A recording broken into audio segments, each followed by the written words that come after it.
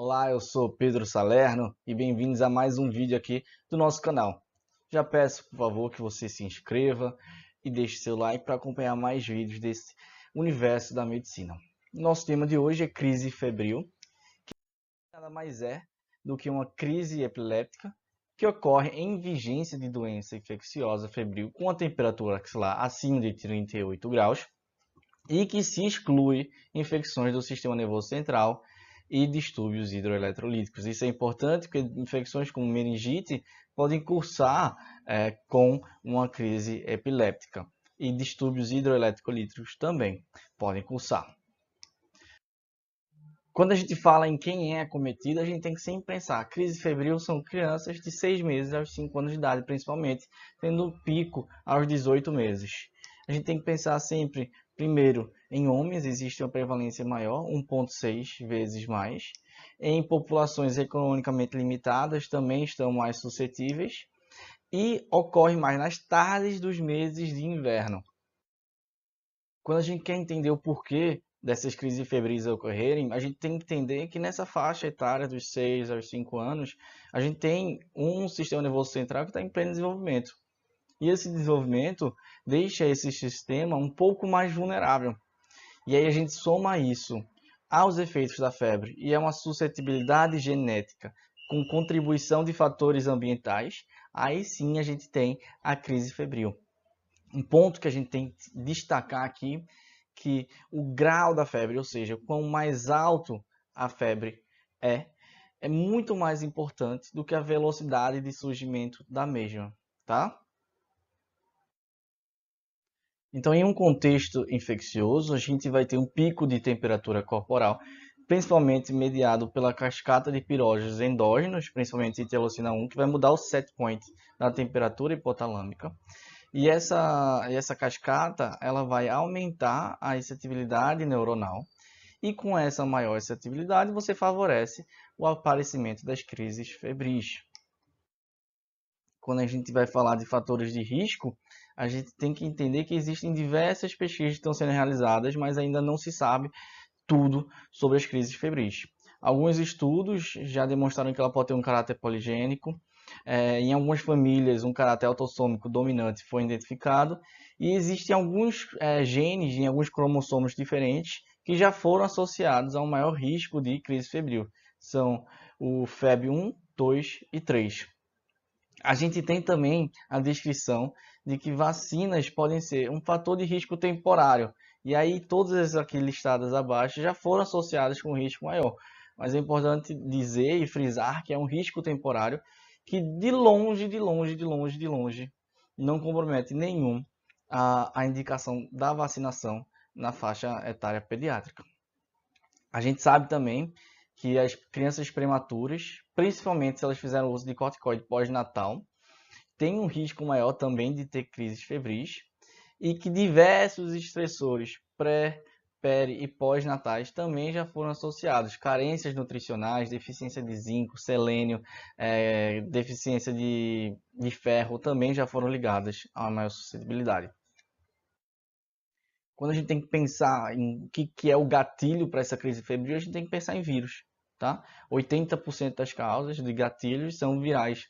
Dentre eles eu destaco a roséola, o herpes vírus simplex 6, que vai causar 3 dias de febre e depois brota aquele rash que caracteriza a doença. Geralmente no primeiro ou no segundo dia existe a pequena possibilidade da febre alta predispor a criança a desenvolver uma crise febril.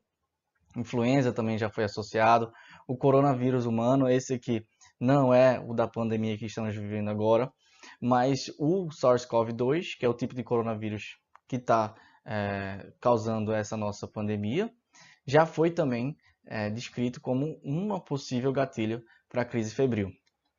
E aí, outras causas também podem ser investigadas, até infecção de viária superior por causa viral, faringite, otite média e gastroenterite, principalmente por Shigella. É importante a gente diferenciar de crise febril de crise em vigência de febre. Crise febril foi aquela que a gente descreveu. A gente tem que ter principalmente essa faixa pediátrica de 6 a 5 anos de idade. a gente tem que também excluir distúrbios hidroeletrolíticos e a gente tem que excluir também doenças do sistema nervoso central.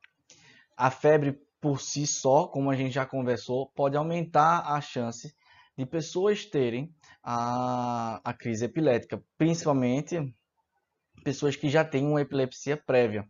Então, uma pessoa com distúrbio epilético, quando ela está com febre, ela tem mais chance de apresentar uma crise epilética. Isso não configura uma crise febril, configura uma crise epilética em vigência de febre. Então, qual é o quadro clínico? Geralmente é no primeiro dia de febre, aquela febre que está lá em cima, 39, 40 graus. E se a gente tem essa crise febril depois do terceiro dia que o paciente já está com febre, aí a gente tem que ficar com a orelha levantada e investigar um possível outro distúrbio epiléptico associado. Na maioria dos casos, quando a gente tem a crise, a temperatura axilar é acima de 39 graus. Mas veja, a criança ela pode ter a crise epilética, estar febril e vir a desenvolver a febre depois. Isso é relatado e ainda configura um quadro de crise febril. O quadro clínico, a gente tem dois grandes tipos de crise febril.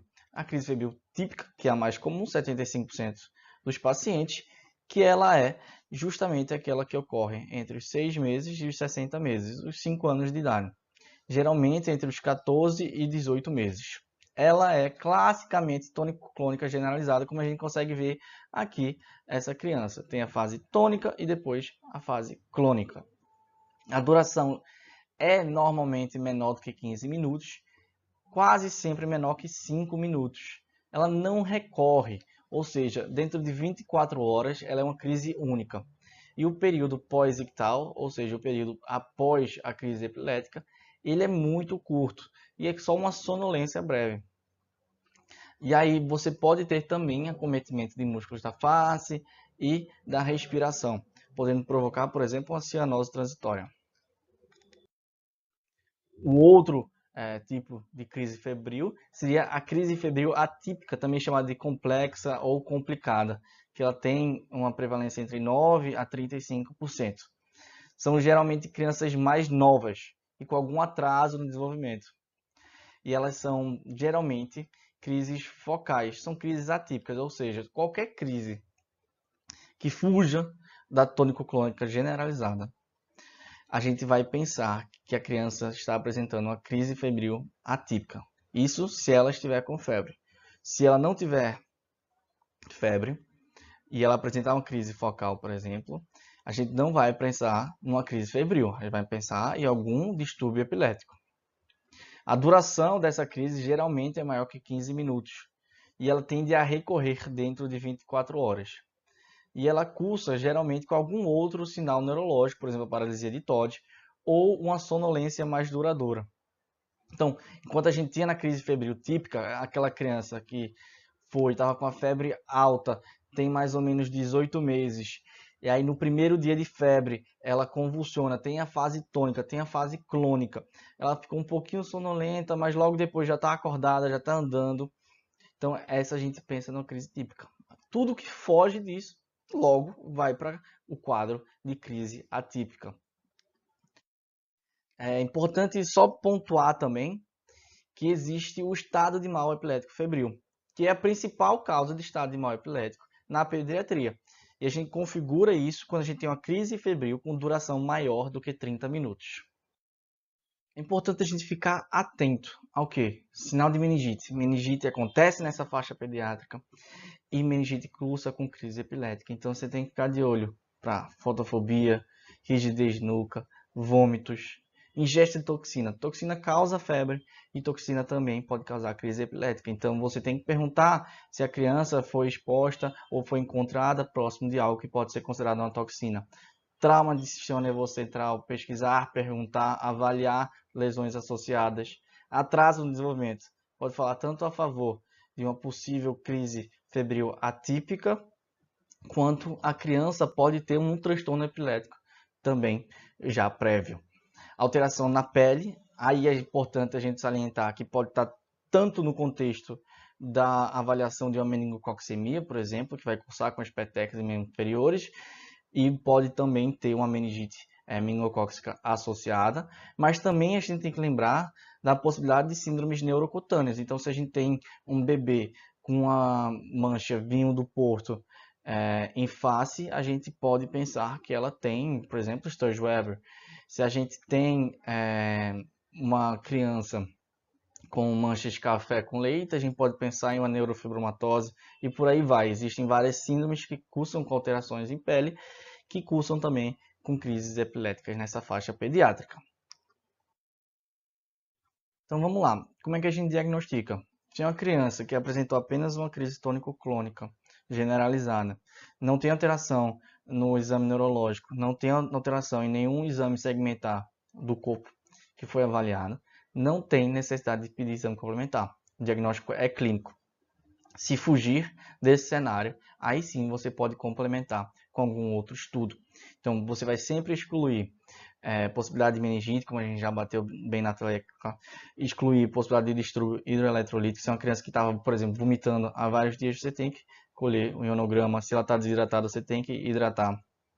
Em algumas situações especiais também, você colhe um LCR para excluir a possibilidade de infecção do sistema nervoso central. Então, se a criança é menor do que 6 meses, algumas fontes meio que alongam esse período para 12 ou até 18 meses para você colher um LCR.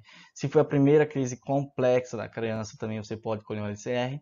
Ou se tem histórico de uso recente de antibiótico e ou estado geral comprometido, você também tem a recomendação de fazer uma avaliação mais completa e colher um LCR. Então vamos conversar um pouquinho, bem rapidamente, sobre o tratamento, não é nosso objetivo aqui, mas é importante entender que, como a gente conversou, geralmente as crises febris são tônico-clônicas e cursam com duração menor do que 5 minutos. Então a primeira atuação do médico é observar e garantir que a via aérea daquele paciente está pérvia. Se a crise passa de 5 minutos, aí sim a gente pode considerar o uso de diazepam intravenoso. E se o diazepam não solucionou a crise, aí sim você pode progredir para fenitoína ou fenobarbital. Com isso, pessoal, eu queria agradecer novamente a presença de todos vocês aqui escutando essa aula. Queria falar que o nosso objetivo aqui não foi acabar com todo o assunto, não foi aprofundar, é sim dar uma visão generalista sobre esse tópico, entender, e passar a mensagem que as crises febris acontecem, tem uma faixa etária relativamente específica, dos 6 meses aos 5 anos. Na maioria das vezes são tônico-clônicas, com duração menor do que 5 minutos, e que não recorrem em 24 horas, e são, enfatizo aqui, benignas, não são motivos da criança ser investigada por um neurologista, não é motivo para você fazer um eletroencefalograma que muitas vezes na primeira semana pode vir com alguma alteração, mas não necessariamente aquela criança tem um transtorno epilético. Naquelas crianças que se apresentam com algo que foge do esperado, que foi o que a gente conversou, aí sim a gente tem que ficar com a orelha mais levantada e fazer uma investigação adequada. No mais, muito obrigado e até a próxima. Não se esqueça, por favor, de deixar o seu like e comentar aqui o que você achou. Tchau! Sim, quase que eu esquecia. Esse vídeo aqui tem um bônus especial para você que é inscrito no nosso canal, que deixa sempre sua curtida. A gente fez um mapa mental desse caso sobre crise febril, e aí eu vou deixar o link aqui na descrição para vocês baixarem. Então é isso, um pequeno gesto de agradecimento para comemorar que estamos chegando já nos 65 inscritos.